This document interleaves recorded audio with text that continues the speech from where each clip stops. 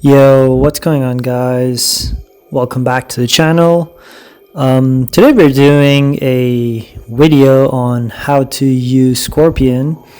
I was planning on making some kind of video like this for a while, but there were quite a lot of people who wanted to know more about him, and that just cemented the idea that I should definitely make a guide about him.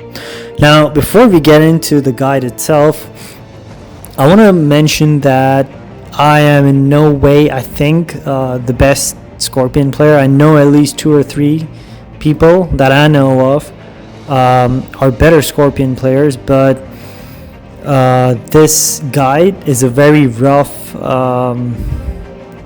guideline on how to use Scorpion. There is no exact way how to use them.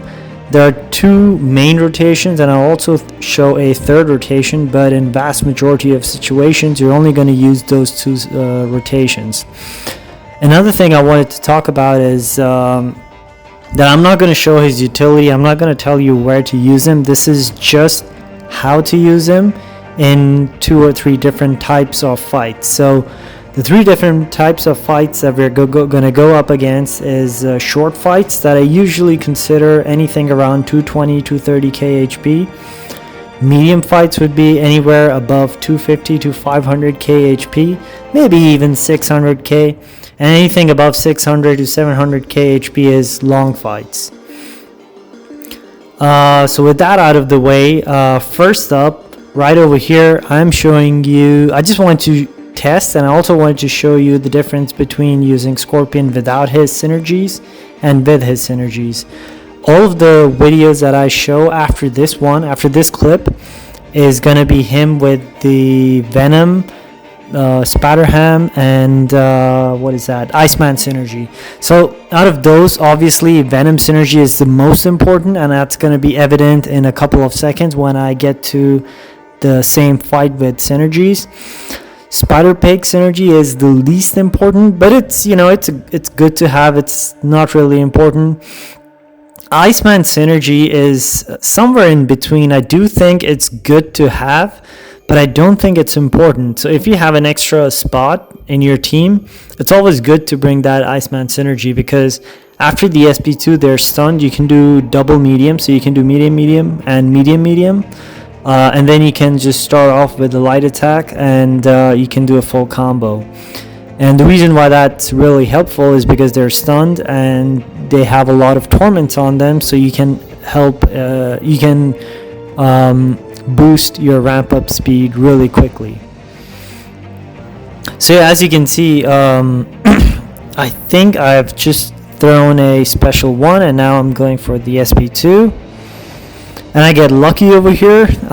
Normally, in vast majority of situations, you're only going to get 10 to 14 torments with your SP2. But if you get anything above 16 or 18, consider yourself lucky, because you're going to see some really big damage, and that's pretty much going to be the end of the fight. Alright, so Winter Soldier is going to be down at any second now, and we're going to talk about the short fights and how to play them. So the goal is to simply, in short fights, the goal is to build up as many debuffs on the opponent. Your mediums give you debuffs, but I also throw my light attacks just so I can build power quickly, and because I'm using the Spider Pig synergy. If I don't run that synergy, I will still do medium light medium, just because it flows a little bit better, but that's pretty much the goal. And what you want to do is, I don't know why I keep getting punished by his SP1, that's so bad. But basically what you want to do is you want to hold your heavy attack. You want to create some distance, which is by baiting out special attacks. And then you want to charge your heavy attack and throw it into your SP1 or SP2. That's pretty much the goal of any Scorpion fight. It is kind of similar to Tiger, not exactly, but kind of, where you need to know the distance that you need to be at after baiting the opponent's special attack, how soon can you start charging your heavy attack, and all those kind of things. It's not as intense as Tiger that you really need to practice, but it is somewhere in that ballpark. So for the short fights, what I like to do is I just like to go for 2 SP1s. Okay, so this one was from Cav EQ. Of course, he's gonna die really quickly. But I think over here, this cable was around 235k HP. I don't remember if this is also from Cav EQ. This might be, but it's not benefiting Scorpion. So really, what you really want to do is, as soon as you bait a special attack, make sure you bait a special attack that creates enough distance that lets you charge heavy attacks. So now I'm going to bait this special, start charging my heavy attack, and I'm going to wait for the moment he is really close to me, and I'm going to throw my special right at that point, because when you enter your special animation, 99% of the time they throw a medium and they continue trying to attack you, and you're almost always going to get an in at them. So this is a short rotation. You just want to go for SP1s, really. In Alliance War, this is more than enough if you're not fighting a boss, or if you're not fighting any mini boss that's more than 250, 300k HP. In Battlegrounds, it's even better because, 2 SP1s are almost guaranteed to kill the opponent. I do this again, but here what I'm going to do is I'm going to use the medium rotation. So right after this clip, I'm going to show you the medium rotation, but the goal of medium rotation is to get as many debuffs as you can. So I'm going to start off with an SP1 as usual. I'm going to get a lot of torments, and right now I need to be very, very aggressive because I want to stack as many debuffs as I can, because they have extended duration. Whenever you have a torment up, your personal debuffs have +1 second duration for each torment. And at that point you really want to be doing medium light medium, or medium light dash back medium light as much as you can. There I messed up a little bit, but yeah, so you keep charging your heavy attack and then go for the SP2, and that's KO. But this is a short fight, you would have anyways killed him with 2 SP1s. So now, what is a medium rotation? Medium rotation really asks you to build up to your maximum or almost maximum debuff limit. You can build up to 30 debuffs on the opponent, and the fastest way to do it is by starting off with an SP1. So right at the start you can do a full 5-hit combos. Don't care about those debuffs right at the start, they're gonna fall off in most scenarios. As soon as you get your SP1, this is the time when you really need to play aggressively, and you need to keep an eye on your debuffs. It does get sometimes, not always, but sometimes it gets a little bit stressful to keep all of those debuffs up, because the AI is not going to play ball. But it happens not that often. So now, as soon as I get to my SP2, I don't want to get to only my SP2. I want to get a little bit above SP2, or probably even closer to my SP3, but not to my SP3, of course. And I want to launch that SP2. And that's pretty much the goal of that right over there. So up next we got this Cap Marvel movie, and this fight is going fairly okay, but she is a little bit passive, which is quite annoying. But yeah, it's not really a big deal. You will still see how quickly I finish this fight, which is quite interesting. But yeah, so right now she threw her SP1. We wasted about 20 seconds over there, and I think I do show at the end how many seconds this fight took. But again, the same goal, we're following the same idea. SP1, like charge your heavy attack, SP1, and then you go for your SP2. Just because I know that Scorpion is going to kill, I'm not really going to build up close to my SP3. But I got very lucky over here, and that burst, that damage didn't even do enough. So that was a minute, 2 seconds fight. I wasted about 20 seconds baiting the special attack.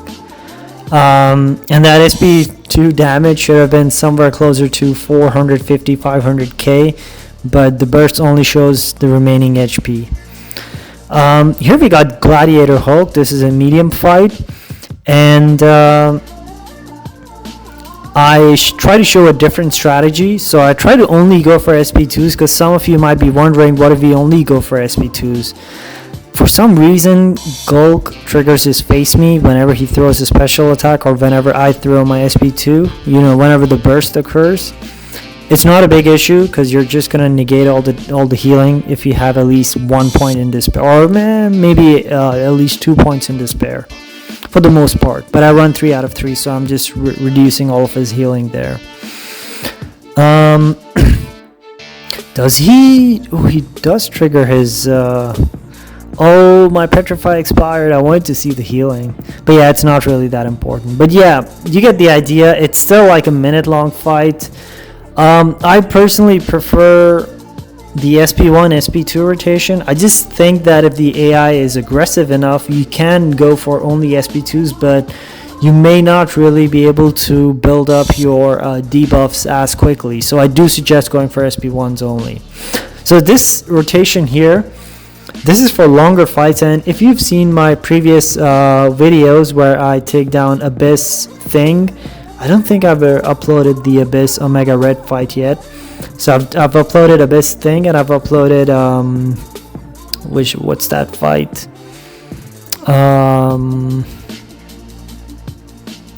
Thor Jane Foster. There we go. In those fights, I only go for my medium rotation, because I do think that it's more than enough. This long rotation really requires you to have Fury and Quake synergy, and there are two different ways you can go about this synergy or this rotation. But in this Star-Lord fight, I'm just going for I'm just charging my heavy attacks, and that builds up my torments, and whenever I evade, it keeps my torments dormant, so they're still there, but they haven't applied yet. And then I charge my heavy attack again and go for my SP1 or SP2, and that applies a lot of torments. I mean, it's a great way to ramp up really quickly. I just don't think it's really necessary.